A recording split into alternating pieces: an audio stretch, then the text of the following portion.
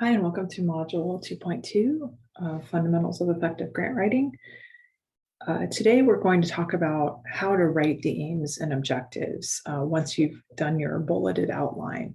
So we're basically going to be expanding your bulleted outline to create your aims page. First, some nuts and bolts about page setup. Your font choice should be one of the 4 types listed here. Font size should be 11 at least at the smallest. Also, you want to auto hyphenate, you want full justification, single spaces, and 1-inch margins. You can always narrow the margins to 1/2 inch if necessary, but start with 1 inch, and then you can narrow the margins if you need more space. And then you can put paragraph spacing at 3 inches. So there's a little bit of a space between paragraphs. All right, so your overall strategy is to leave nothing to the reviewer interpretation by helping them make connections and labeling the important components of the aims. So my recommendation is to use italics with underline to highlight keywords and phrases, but only do so judiciously. So you don't want to highlight entire sentences, or else you kind of lose the appeal, and it gets kind of annoying for reviewers. All right, so your introductory paragraph, that should be about 1/3 of the page. You're going to have an opening sentence. This is an attention-grabbing hook to capture reviewer interest. So you want to think about something that is going to be kind of a headline or a clickbait or something like that, that is going to be really capture the reviewer's interest and attention. Make sure that the opening sentence is nice and smooth, makes sense, is clear. And then you're going to take the next 4 to 6 sentences to expand the current knowledge bullets that you wrote. So you want to convey what's known about the topic that's in the opening sentence. So it's always linking back to the sentence before. Start with the established findings first, and then end with the new findings. And only cite the most important papers. You don't have to cite everything here. And then make sure that the sentences are flowing seamlessly. Next, you're going to want to address the gap in knowledge. So this is the single most important sentence of the entire application, because that's what reviewers really want to know, is what is not known. So you can even start with a clear statement: what is not known is, and insert what is not known. So then your statement of need will be the final part of your introductory paragraph. You actually will use the words critical need or urgent need to frame your topic. And I would suggest use that italics and underline just to highlight those words so that reviewers can easily find that component of the aims.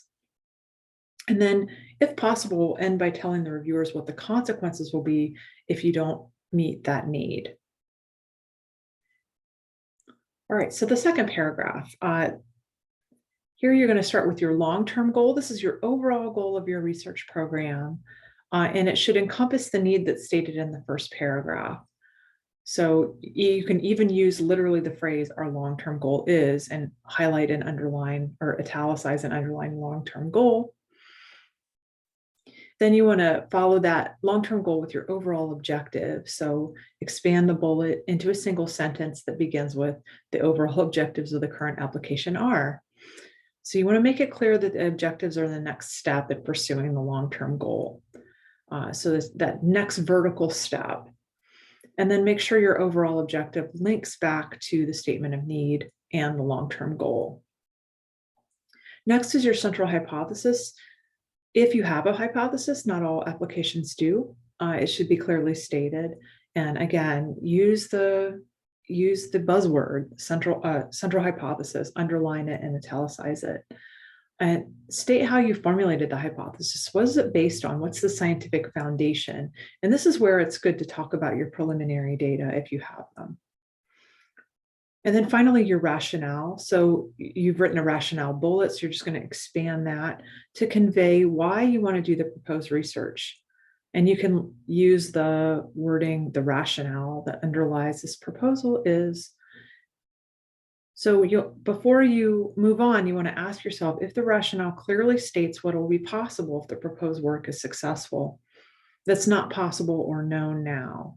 So once you've completed your project, you'll be able to take the next step, which is currently blocked by the gap that you stated earlier in the first paragraph. All right, so the specific aims paragraph. You'll begin this paragraph by saying something like, to test our central hypothesis and thereby achieve our overall objective, we'll pursue the following specific aims. And then you'll italicize and underline specific aims, so it's easy to find. Each aim should have a working hypothesis or prediction that links back to the central hypothesis. So these aims should focus on explaining why you're proposing the work rather than what you will do. So resist the temptation to just start listing your methods here. You really want to talk about why. Then for proposals without a hypothesis, the aim should link back to the overall objective. As far as formatting, I recommend numbering each aim and using bold font for the first sentence. And that first sentence is kind of like a headline, and then you can expand on it in the following 2 to 3 sentences. All right, so then the final paragraph is a payoff paragraph. Starting with expected outcomes. So you're going to expand the expected outcomes bullets that you wrote earlier, using something like, upon completion of these aims, the expected outcomes are.